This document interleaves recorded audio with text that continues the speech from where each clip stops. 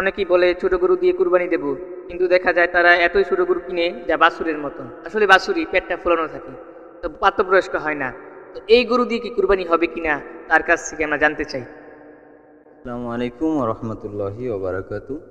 সুন্দর একটি প্রশ্ন। আসলে আমাদের অনেকেই মানে আহ, বিশেষ করে একটা সমস্যা হয়ে দাঁড়াইছে আমাদের এলাকায় বা আমাদের সমাজে। আমরা যেটা দেখি সেটা হলো, আমি একা কোরবানি দেব এমন একটা মন মানসিকতা তৈরি হয়েছে। আমি ভাগে কোরবানি দিব না, একা কোরবানি দিব। তো সেই একা কোরবানি দিতে গিয়ে অনেকে মনে করে আমি ৬০-৭০ হাজার টাকায় একটা গরু নিয়ে আসব।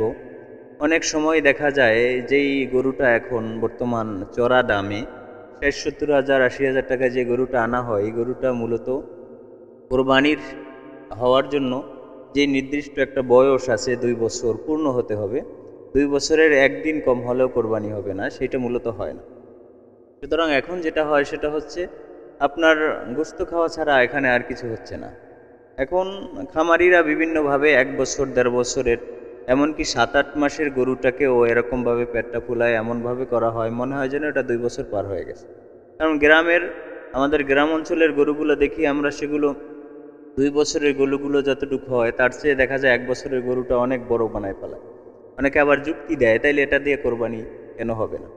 আসলে একটা বিষয় আমাদের বুঝতে হবে, জানতে হবে, সেটা হলো এটা এবাদত। এটা কোনো মানে খাওয়ার বিষয় না। এটা প্রথম বিষয় হলো এটা আমার এবাদত, এটা আমার কোরবানি, এটা আমার এবাদত। একমাত্র আল্লাহ রব্বুল আলমিনের সন্তুষ্ট অর্জনের জন্য আমি কোরবানি দিচ্ছি। সুতরাং এখানের আমার ইসলামে যে নিয়ম কানুন এখানে বলা আছে সেটাই আমাদের ফলো করতে হবে। পূর্ণ ২ বছর হতে হবে, সেখানে একদিন কম হলেও কোরবানি হবে না। সুতরাং যারা এরকমভাবে ছোট গরু কোরবানি দিবেন দেন, কিন্তু অবশ্যই সুন্দরভাবে সেটা আপনারা যাচাই করে নেবেন যে পূর্ণ ২ বছর হলো কি না। আর যেটা বলছেন, এই মন মানসিকতা থেকে বের হয়ে যে আমি একাই দিব, এরকম করতে যাইয়া এই ছোট গরু কোরবানি দিচ্ছেন, যেটা কোরবানি হচ্ছে না। তার চেয়ে আপনি ভাগে কোরবানি দেন। ভাগে কোরবানি দেওয়া তো সুন্দর, আপনি যেভাবে আপনার তৌফিক আছে সেভাবে দেন। আর তা যদি না পারেন, আপনি একটা খাসি কিনে কোরবানি দেন, তাও তো সুন্দর হয়। তো সুতরাং অবশ্যই আমাদের এই বিষয়টা খেয়াল রাখতে হবে।